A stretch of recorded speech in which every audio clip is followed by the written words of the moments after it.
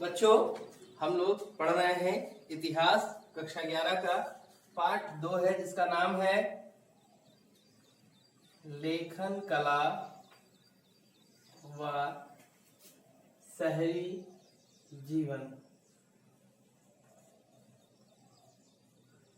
ठीक है, तो ये लेखन कला व शहरी जीवन हम लोग कहाँ से पढ़ रहे हैं? मानव के आरंभिक जीवन से पढ़ रहे हैं। जब मानव अपनी विकास की शैशवावस्था में आरंभिक स्थिति में था, तब से पढ़ रहे हैं। और वह आरंभिक स्थिति हमको मिली कहाँ पर? मेसोपोटामिया में। तो यानी कि अगर हमको इनकी आरंभिक स्थिति को समझना है, जानना है, तो क्या पढ़ना चाहिए? मेसोपोटामिया की सभ्यता का विकास क्रम। और हमने वही किया है, मेसोपोटामिया की सभ्यता के बारे में पढ़ना आरंभ किया है, जहां पर हमें इन सारी चीजों की जानकारी मिल रही है कि जो मानव सभ्यता आज आधुनिकता के दौर में इतना आगे निकल चुकी है, उसकी शुरुआत कहाँ से हुई थी, उसने अपनी जो यात्रा थी विकास की, उसका आरंभ, उसका श्री गणेश कहाँ से किया था। ठीक है, तो ये हम लोग यहाँ आ गए हैं, अब इस टॉपिक में पहुंच चुके हैं और टॉपिक हमारा लगभग लास्ट होने वाला है। 2 टॉपिक और बचे हैं आपके, और फिर ये चैप्टर कंप्लीट हो जाएगा। तो इस ओवरऑल चैप्टर का जो कॉन्सेप्ट था वो इतना था कि जो आधुनिक काल की इतनी तेजी से बढ़ रही व्यवस्था है, इतनी तेजी से विकसित हो रहा समाज है, नई नई आधुनिक चीजों का प्रयोग जो हो रहा है, तो क्या ये पहले से ऐसा था या बाद में हुआ या इसका क्रमिक विकास हुआ? इन सारी चीजों को समझना था। जो बच्चे इसको पढ़ने वाले हैं वो ये समझ सके कि जो वर्तमान समाज है, वर्तमान परिस्थितियां जो हैं, वह धीरे धीरे क्रमिक रूप से विकसित हुई है। और इसीलिए इस चैप्टर को आपके जो है पाठ्यक्रम में रखा गया था कि आप इन चीजों को समझें। उम्मीद है आप लोगों ने समझा होगा और ये काफी हद तक कुछ काफी नई चीजें आपको जानने को मिली होंगी जो शायद आप नहीं जानते रहे हों। अभी भी और कुछ ऐसी चीजें आपको मिलेंगी आगे आते धीरे धीरे, जिसे आप जानते नहीं हैं, जिनके बारे में आप अवगत नहीं है। तो उन सारी चीजों को समझेंगे और अपने अतीत के बारे में जानेंगे। तो आइए शुरू करते हैं अपना टॉपिक। जो आज अब हमारा टॉपिक बचा है वो है पशुचारक क्षेत्र में एक व्यापारिक नगर। यानी कि जो पशुचारक क्षेत्र था, ऐसा क्षेत्र जहां पर पशुओं को चराने का काम किया जाता था, पशुओं को चराकर उनसे अपना गुजारा होता था, जीवन यापन होता था, वह कैसे धीरे धीरे एक नगर क्षेत्र में बदला और कैसे पशुचारक समाज एक नगर के रूप में परिवर्तित होने की व्यवस्था में आता है, ये सारी चीजें हम लोग इसमें देखेंगे। तो शुरू करते हैं, पशुचारक क्षेत्र में एक व्यापारिक नगर।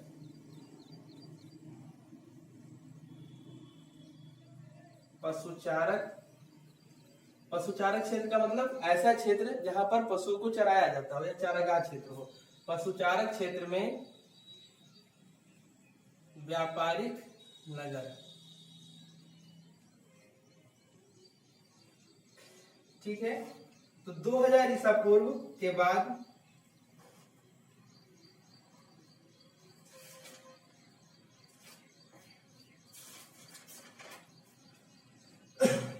ये पार्ट आपका होगा 12, आई थिंक 12 होगा।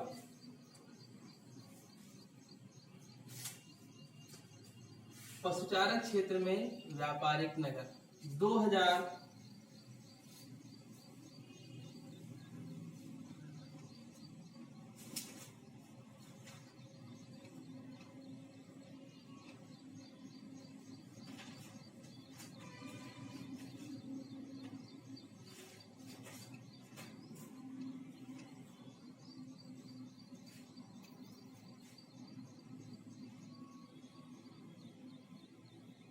2000 वर्ष ईसा पूर्व, यानी 2002 इस समय चल रहा है, इसमें 2000 और जोड़ दीजिए, यानी 4020 2020 चल रहा है ना, तो 4000 आज से 4020 वर्ष पहले की बात हो रही है कि 2000 वर्ष ईसा पूर्व के बाद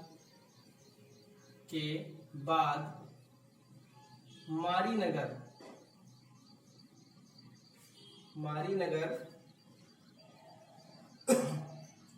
शाही राजधानी के रूप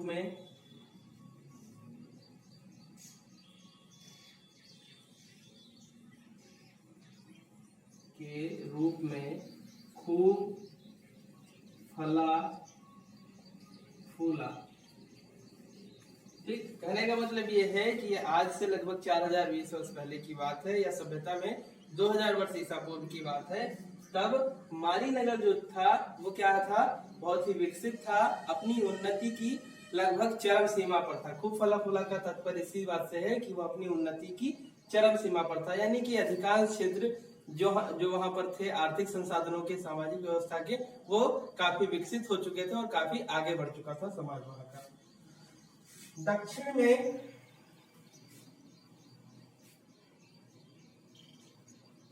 में वहां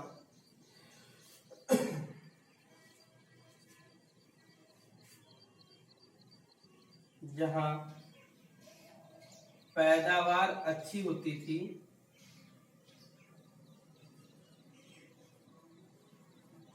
जो मारी का दक्षिणी क्षेत्र था उसमें, जैसे ये मान लीजिए ये फरात नदी है, ऐसे बह रही है, तो ये जो होगा ये इसका उत्तरी छोर होगा और ये दक्षिणी छोर होगा। तो ये मारी शहर पूरा ऐसे, ये मान लीजिए ऐसे बसा हुआ है, तो इसका जो दक्षिणी छोर है, ये दक्षिणी छोर, ये ऐसे करके ये पूरा दक्षिणी छोर है, और ये मूल रूप से पूर्व है, ये मूल रूप से पश्चिम है, और ये आपका उत्तर, हमेशा ऊपर की तरफ उत्तर होता है। ये उत्तरी क्षेत्र होगा इसके किनारे बसा हुआ, और ये दक्षिणी क्षेत्र होगा इसके किनारे पर बसा हुआ। ठीक, तो दक्षिण में वहां जहां फसलों की पैदावार अच्छी होती थी, यानी ये क्षेत्र जहां पर फसल अच्छी होती है,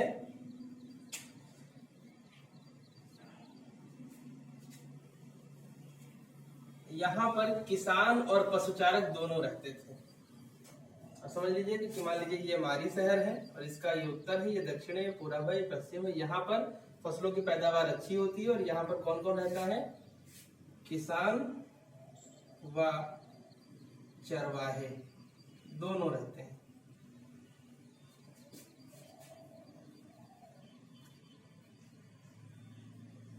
दोनों रहते हैं। ठीक, चरवाहे क्यों रहते हैं भाई? नदी का क्षेत्र है जहां पर फसल पैदा हो सकती है, वहीं पर तो चराने के लिए घास वगैरह चारागाह मिल सकता है। जहाँ डेजर्ट होगा, सूखा होगा या मरुस्थल रेगिस्तान होगा, वहां तो नहीं मिलेगा। तो यानी ये दोनों एक ही स्थान पर रहते थे और वह क्षेत्र था मारी का दक्षिणी सिरा।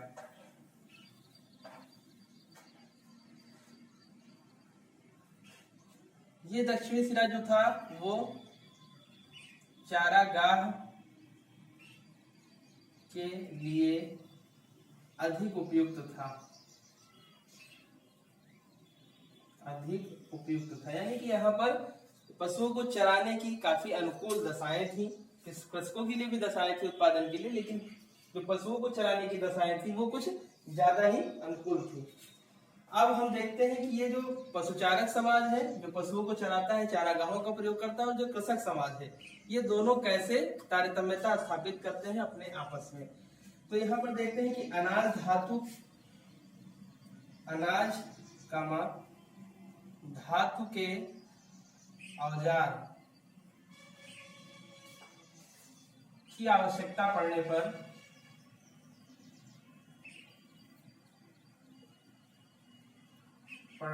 यानी कि अनाज की आवश्यकता पड़ने पर, धातु के औजार की आवश्यकता पड़ने पर, इनकी जब आवश्यकता पड़ती थी तो पशुचारक किसानों से संपर्क करते थे। ठीक, किसानों से संपर्क करते थे और किसानों से संपर्क करने के बाद ये अपनी आवश्यकता की वस्तुएं इनसे प्राप्त करते थे। और प्राप्त करने के बाद इसके बदले में ये क्या देते थे इनको? इसके बदले में दूध, चमड़ा, मांस, ये जो चीजें पशुओं से उत्पादित होती थी, ये सारी चीजें ये इनको देते थे। ये था इस पशुचारक समाज, पशुचारक क्षेत्र में व्यापारिक व्यवस्था थी। व्यापारिक व्यवस्था क्या है? अनाज और धातुओं का व्यापार कृषक कर रहा है चरवाहों से, और चरवाहे व्यापार अपने प्राप्त वस्तुओं से कर रहे हैं कृषक समाज से। ये क्या है? ये तरह व्यापार है। कहाँ पर हो रहा है? एक पशुचारक क्षेत्र में हो रहा है, जहाँ पशुओं को चराने के लिए ज्यादा अनुकूल दशाएं हैं। ठीक, तो ये टॉपिक यहाँ से यहाँ रिलेट हो रहा है। चलिए फिर आगे बढ़िए थोड़ा सा। इनमें कभी कभी विवाद हो जाता था, कभी कभी विवाद हो जाता था। विवाद क्यों होता रहा होगा? सुनिए, देखिए कारण क्या था विवाद का। ये जो चरवाहे होते थे इनको गड़रिया कहा जाता था। ठीक, तो ये गड़रिये कभी कभी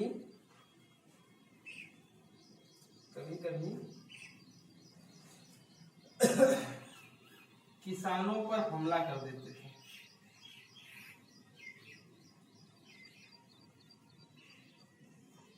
कभी कभी किसानों पर हमला कर देते थे, उनके गांवों को लूट लेते थे,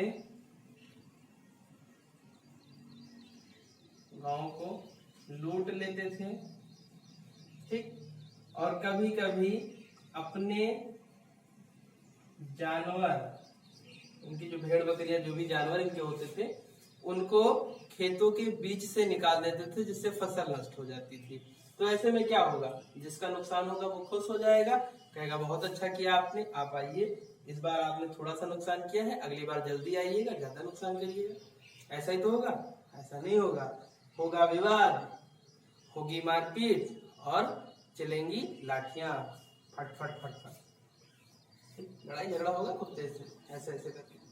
तो ये गांव को लूट लेते थे और अपने जानवरों को खेतों के बीच से निकाल देते थे पानी पिलाने के लिए। ये पानी पिलाने के लिए ले जाते थे नदी नहरों की तरफ, और कृषि जो होती थी नदी नहरों के किनारे ही होती थी, तो उस नदी नहर तक पहुंचने के लिए इनको खेतों से निकलना पड़ता था। ऐसे में उनकी फसल नुकसान कर देते थे और विवाद हो जाता था, लड़ाई झगड़े की स्थिति आ जाती थी। लेकिन ऐसा नहीं था कि सिर्फ यही आतंक करते थे, कभी कभी मौका पड़ने पर कृषक भी इनको मजा चखाते थे। आइए देखते हैं कृषक क्या करते थे। आप लोग इसका ऐसे स्क्रीनशॉट भी ले सकते हैं।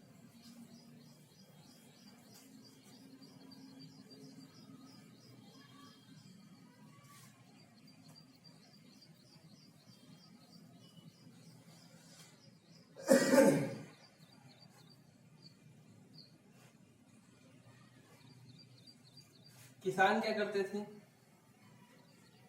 किसान भी कभी कभी इनका रास्ता रोक लेते थे। जैसे ये किसानों के खेतों के बीच से जा रहे हैं, ये गांव से होकर निकल रहे हैं, तो ये खानाबदोश थे, इनका कोई निवास स्थान तो था नहीं, स्थायी गांव, ये हमेशा विचरण करते रहते थे।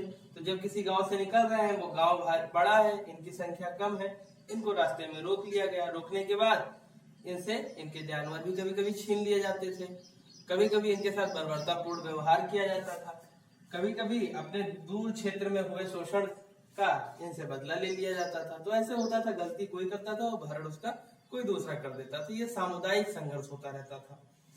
लेकिन इतने के बावजूद भी कभी कभी ये बहुत ही अच्छे कामों में भी आते थे, बहुत बेहतर कार्य करते थे, किसानों की मदद भी करते थे। कैसे मदद करते थे उसको देख लेते हैं। ये यायावर समुदाय,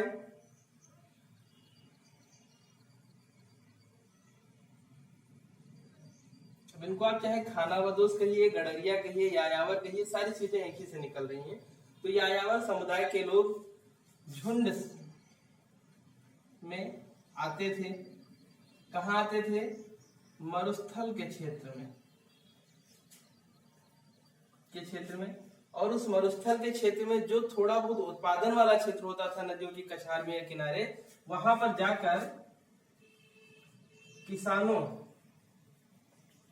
के साथ उनकी फसल कटाई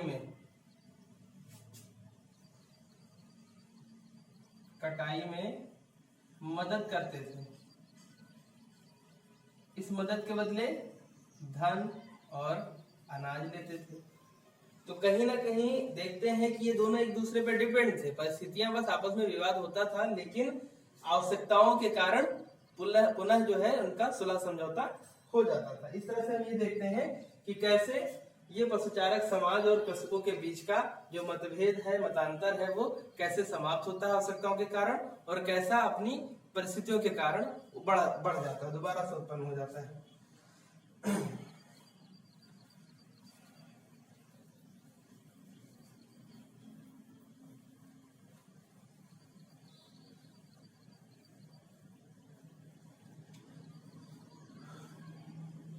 अब हमने देखा क्या कि मरुस्थल के क्षेत्र में कुछ गड़ेरिये चरवाहों के झुंड आ रहे हैं।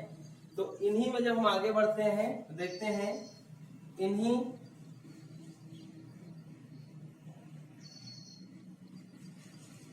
झुंडों में से कुछ ऐसे समुदाय होते थे कि कुछ ऐसे झुंड होते थे जो बहुत ही शक्तिशाली होते थे, शक्तिशाली होते थे और यह स्वयं का साम्राज्य स्थापित करने तक की शक्ति रखते थे, स्वयं का साम्राज्य स्थापित करने की शक्ति रखते थे। नोट कर लीजिएगा आप लोग आगे कि स्वयं का साम्राज्य स्थापित करने की शक्ति रखते थे। तो जिनके पास साम्राज्य स्थापित करने की शक्ति हो गई थी,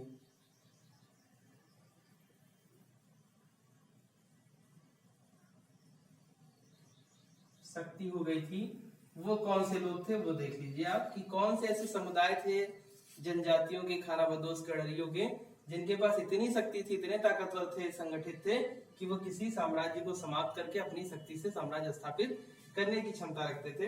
तो वो थे एमोराइट। एमोराइट एक गडरिया समुदाय था, खानाबदोश यायावर समुदाय था, जिसके अंदर इतनी शक्ति थी, इतना संगठन था कि वो साम्राज्य स्थापित करने की इच्छा रखता था। उसके बाद आता है अक्कदी।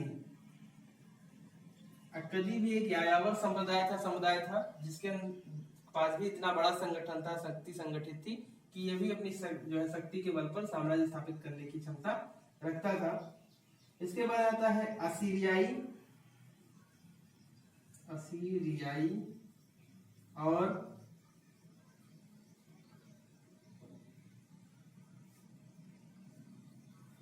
आर्मीनियाई। ये चार संप्रदाय या समुदाय ऐसे थे, संप्रदाय तो नहीं कहेंगे, ये चार समुदाय ही कहेंगे, यायावर समुदाय ऐसे थे जिनके पास अपनी स्वयं की साम्राज्य की स्थापना की शक्ति आ गई थी, इतने शक्तिशाली थे। अब चलिए इसके बाद आगे देखते हैं कि एमोराइट कैसे रहते थे और कैसे उन्होंने मारी की व्यवस्था को देखा। एमोराइट एक ऐसा समुदाय था इसमें से जिसने मारी के अधिकांश क्षेत्र पर अपना अधिकार किया और उसको अपने कब्जे में ले लिया। जो मारी था, मारी पर मैंने बताया कि यहाँ पर शासन किसका हो गया, एमोराइट का हो गया। एमोराइट क्या थे, यायावर समुदाय के लोग थे जो विचरण करते थे गडरियों के रूप में, आवश्यकता की पूर्ति के लिए एक स्थान से दूसरे स्थान तक यात्राएं किया करते थे। ये यहाँ पर अगर बस गया और यहाँ की शासन व्यवस्था को अपने हाथों में ले लिया। इनका जो पोशाक था वह साधारण लोगों से भिन्न होता था। किसका, शासक वर्ग का। शासक वर्ग व उससे जुड़े हुए लोग जो उसके परिवार के हैं, रिश्तेदार हैं, जो निकटस्थ हैं, नियर नजदीकी हैं, उनका जो पोशाक होता था वो साधारण लोगों से भिन्न होता था। ठीक।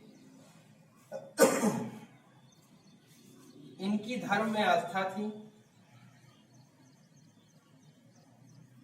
धर्म में आस्था थी, और वह आस्था सिर्फ इतनी नहीं थी कि दिखाने की, बल्कि इन्होंने क्या किया कि जो मारी का स्टेपी क्षेत्र था, स्टेपी क्षेत्र यानी स्टेपी मैदान जो होता है, स्टेपी घास का मैदान जो था, स्टेपी क्षेत्र जो था, वहां पर मारी के देवता की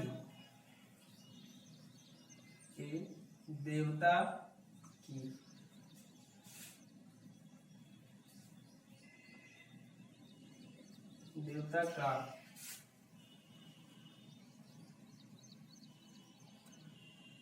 मंदिर बनवाया। ठीक, देवता का क्या नाम था वहां के, डैगन का मंदिर बनवाया।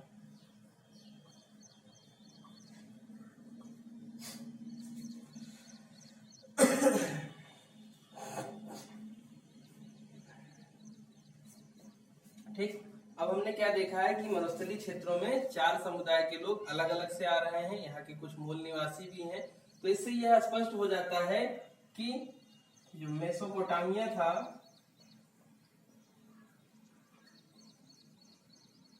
ठीक, अभी तो हम देख लेते हैं कि यहाँ मंदिर की बात हो गई, शासक की बात हो गई, लेकिन अब हम जब वापस आते हैं उन्हीं झुंडों पर तो देखते क्या है कि मेसोपोटामिया में विभिन्न समुदायों के मिश्रण की संभावनाएं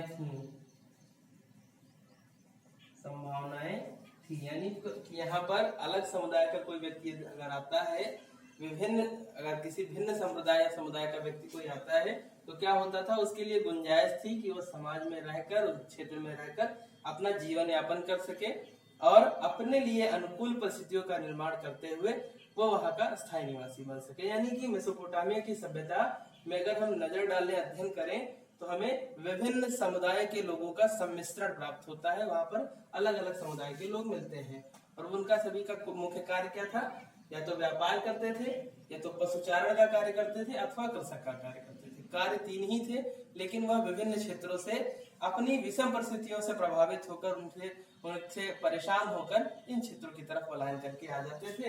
लेकिन ऐसा बिल्कुल भी नहीं था कि जो भी आ जाए, जैसे भी बसना चाहे बस जाए। बसने वाले लोगों के ऊपर जो शासक होता था उसकी निगरानी होती थी। वो अपने एजेंट्स या फिर ये कहिए अपने जो गुप्तचर होते थे उनके माध्यम से उनकी निगरानी किया करता था कि कहीं वो ऐसा संगठन तो नहीं तैयार कर रहे हैं कि उनके खिलाफ विद्रोह करके उनके साम्राज्य पर कब्जा इत्यादि कर रहे हैं। परिस्थितियां सबके लिए स्वतंत्र रूप से खुली हुई थी, समाज जो था सबके लिए था, सबका स्वागत था, लेकिन ऐसा करता ही नहीं था। यानी कि इससे यह बात स्पष्ट होती है कि एक साम्राज्यिक व्यवस्था वहां पर स्थापित थी और एक ऐसी व्यवस्था थी कि सबके विकास और सबके अपने आवश्यकताओं की पूर्ति के साधन तो निहित थे, साधन व्यवस्थित थे, लेकिन साम्राज्य पर कब्जा करने की स्थिति तक पहुंचने नहीं दिया जाता था। यानी कि आप वहां रह सकते हैं, जीवन यापन कर सकते हैं, लेकिन राजनीतिक हस्तक्षेप में यदि आप भागीदारी लेंगे तो आपके ऊपर निगरानी है, आपके खिलाफ कार्यवाही होगी और आपको वहां से बाहर किया जा सकता है।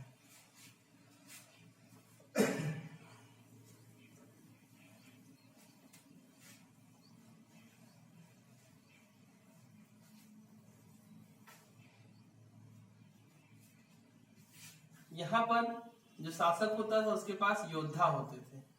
योद्धा हाथों में भाला और ढाल लेता था।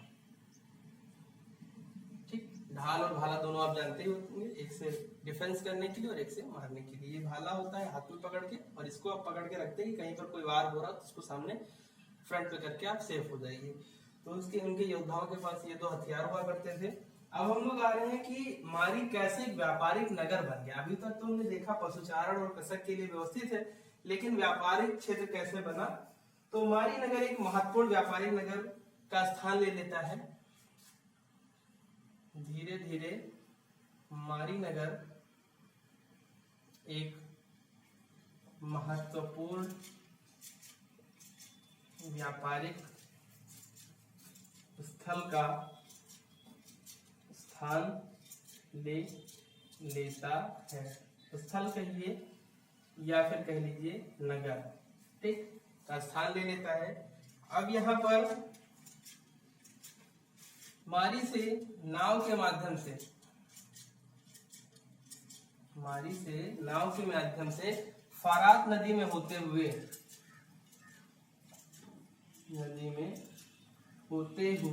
मतलब वाया, उसके माध्यम से लकड़ी, तांबा, रांगा तेल,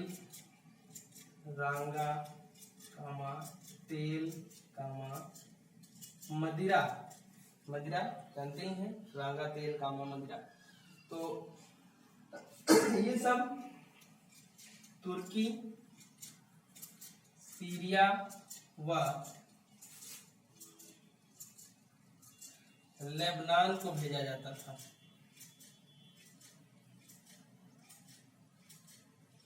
ठीक, एमोराइट लोगों के साम्राज्य स्थापित करने के बाद ये जो क्षेत्र था वह एक व्यापारिक नगर में बदलता चला गया। धीरे धीरे यहाँ के विभिन्न क्षेत्रों से जो उत्पाद होते थे उनको इकट्ठा करके, संग्रहित करके उन्हें नाव के माध्यम से फरात नदी में होते हुए इन क्षेत्रों को भेजा जाने लगा। यानी कि ये प्रक्रिया क्या है, एक पशुचारण क्षेत्र से एक व्यापारिक नगर के रूप में बदलने की यात्रा। ये यात्रा में सबसे बड़े भागीदार कौन हुए, एमोराइट शासक, जिन्होंने यहाँ पर साम्राज्य में सत्ता स्थापित कर ली और फिर यहाँ की व्यापारिक व्यवस्थाओं पर ध्यान केंद्रित करते हुए इन वस्तुओं का व्यापार शुरू किया। उसके साथ ही साथ क्या होता था, दक्षिणी नगरों को जाने वाली वस्तुओं, जैसे जो भी नावें अगर मान लीजिए उत्तरी क्षेत्रों से आई, ये यहाँ पर है और इनसे और दक्षिणी क्षेत्र को जा रही हैं, तो यहाँ से आकर अगर ये यहाँ पहुंच रही हैं मारी के तट पर इनको रुकना होता था और रुकने के बाद इनमें जो भी वस्तुएं लदी हैं, जो भी वस्तु इसमें लादी गई है उसकी मूल्य का 10% कर देना होता था। ठीक, यानी कि आपको यहाँ बंदरगाह कर देना है। कर की अवधारणा आ गई, पथकर की बात होने लगी। एमोराइट शासकों ने बंदरगाह कर लगा दिया कि अगर आप मेरे बंदरगाह के पास से होकर गुजर रहे हैं, मेरी नदी क्षेत्र का जो है उपयोग कर रहे हैं, तो आपको अपनी कुल वस्तु की लागत का मूल्य का जो 10% है वो हमें देना पड़ेगा। उसके सिवा उसको दिए बिना आप वहां से आगे नहीं जा सकते हैं। ठीक, इस तरह से क्या होगा, ये आय जो होगी वो सीधे शासक को जाएगी, बिना कुछ खर्चा किए, बिना कुछ इन्वेस्टमेंट किए। इस सिर्फ इस बंदरगाह के उसके क्षेत्र में होने के कारण ये इनको मिल जा रहा है। तो इससे क्या होगा, उस साम्राज्य की व्यवस्थाएं विकसित होगी, वहां का जो ढांचा होगा, ढांचागत विकास होगा वो तेजी से होगा। यानी कि कहने का मतलब ये है कि आप व्यवस्थित क्रम में आ जाएंगे। धीरे धीरे शासक जो है वह तरक्की करके अपने साम्राज्य को सुदृढ़ता प्रदान करेगा, सैनिकों की भर्ती कर सकता है, उनके लिए आवश्यक संसाधनों की व्यवस्था कर सकता है धन होने के कारण, या फिर किसी विशेष क्षेत्र को अनुदान दे सकता है, सहयोग दे सकता है उन्नति के लिए, आगे बढ़ाने के लिए। ठीक, तो इस तरह से ये पूरा एक तरह से जब इन सारी वस्तुओं का व्यापार होने लगा, ये कर लगने लगा, ये सारी जो प्रक्रिया हम देख रहे हैं ये सब एक नगर की प्रक्रिया है, एक नगर की व्यवस्था है। और हम चले कहाँ थे दक्षिण के पशुचारण क्षेत्र से चले थे, जहाँ कृषक रहता था और पशुचारक रहते थे, और सामान्यतः वह पशुचारक के लिए ज्यादा उपयुक्त था। लेकिन एमोराइटों के आने के बाद, शासन सत्ता को हाथ में लेने के बाद ये धीरे धीरे परिवर्तित होता गया, बदलता गया, अपनी मूल स्वरूप से परिवर्तित होकर व्यापारिक नगर के रूप में सामने आया। और हमारा टॉपिक क्या था, पशुचारण क्षेत्र से व्यापारिक नगर। यानी कि हमको ये समझना था कि कैसे एक पशुचारण क्षेत्र जो था वो धीरे धीरे करके व्यापारिक नगर के रूप में सामने आता है हमारे। ठीक है बच्चों, तो इसको आप लोग समझिए, देखिए, और कोई समस्या होने पर आप पूछ लीजिएगा। बाकी हम लोग इसके आगे नेक्स्ट वीडियो अपना जो लास्ट टॉपिक है उसको देखेंगे। Thank you.